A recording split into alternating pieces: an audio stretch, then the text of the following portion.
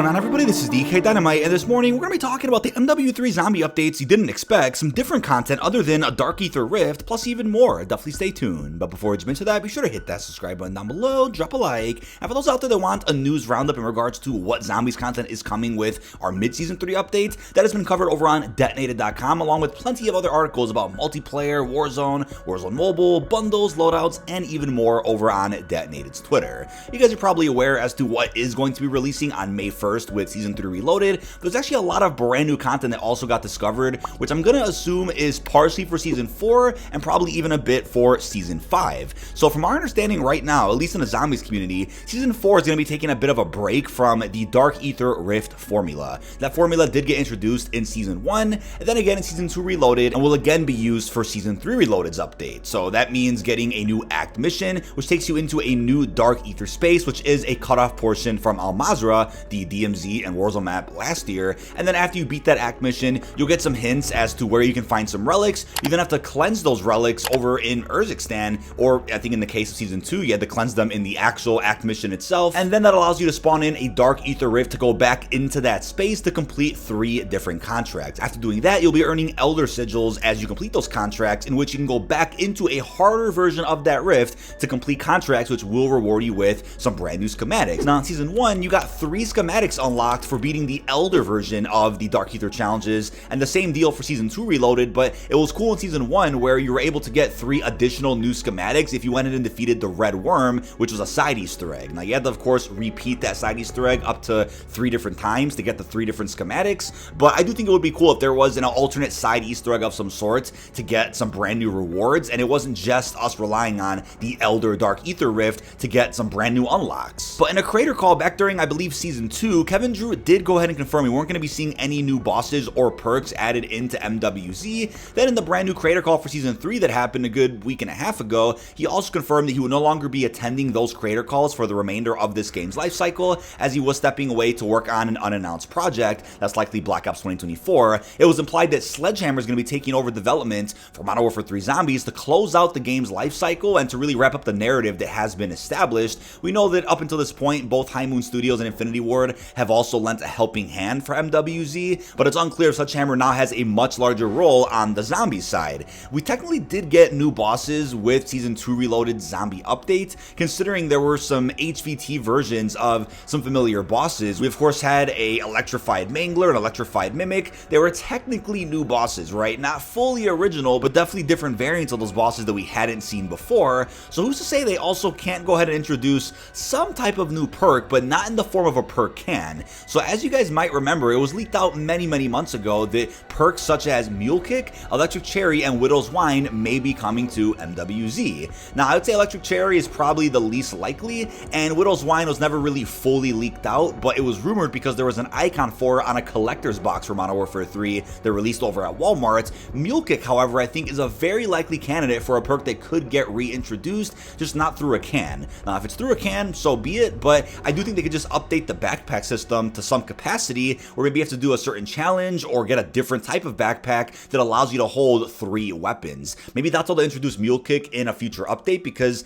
I'd say that's probably worth having, right? A primary, a secondary, and then a wonder weapon as your 3rd weapon. I think that's probably how people would want to run Mule Kick if the perk was added into the game. But there was other leaked content such as a Shadow Vortex AAT, a holdout objective, even an objective called the Soul Lock, which I believe is a golden version of that purple Soul Lock that we saw in Outbreak back from Black Ops Cold War. There's even a hostage contract, which I know for sure was in DMZ. There's then a cargo helicopter, which may start flying around MWZ, and if you shoot it down, you get a care package full of some goodies. That was also an Outbreak from Black Ops Cold War. But then, of course, a wallet system, right? Apparently, this feature did get cleaned up a little bit in the recent title update for MWZ, so this update is just about ready to release and is just around the corner. It'll probably just get shadow patched into the game with Season 3 Reloaded, or maybe some point after that, similar to the containment levels, which weren't even in any of the marketing or blog posts, but just got added into the game and were mentioned pretty briefly in some new patch notes. That's probably how the wallet will get introduced relatively soon. But apart from all of that, here's what's going on, right? So it does appear Season 4 is taking a bit of a break from the formula I mentioned,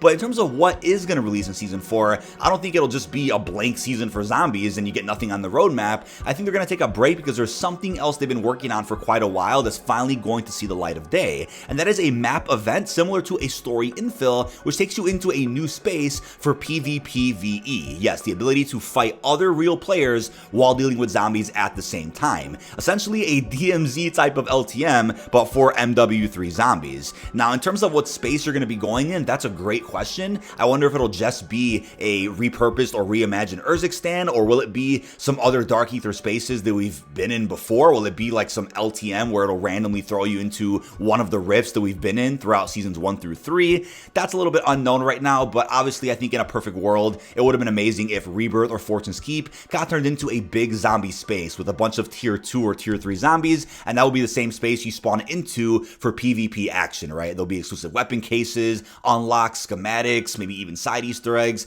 That would be something really interesting that I doubt is going to happen, so they'll probably end up reusing the same spaces that we already have inside of MWZ. But hey, what about maybe the Vortex maps that we saw over in multiplayer? Those can easily be reused for a zombies experience, whether it's a small onslaught, whether it's PvPvE. A lot of potential with where they could actually take us, but it does appear Season 4 is going to be PvP focused, considering new pieces of content were just added to the game's files, according to leakers out there, that do suggest a big PvP experience is on the way. So they did find what's called a bounty contract, a bounty squad, and a squad reassigning reference in the game's files. So clearly referencing that you'll be able to do bounties in this PvP mode, and you can actually go out and hunt other squads, similar to the ability to get a bounty contract in an experience like Warzone or DMZ, where you have to hunt another real team. That's interesting, but then apparently Commander Green is going to be talking to you in this mode, so the fact that more and more content keeps getting added to the game's files about this experience just tells everybody that it's not scrapped whatsoever, and for those that believe this is cut content,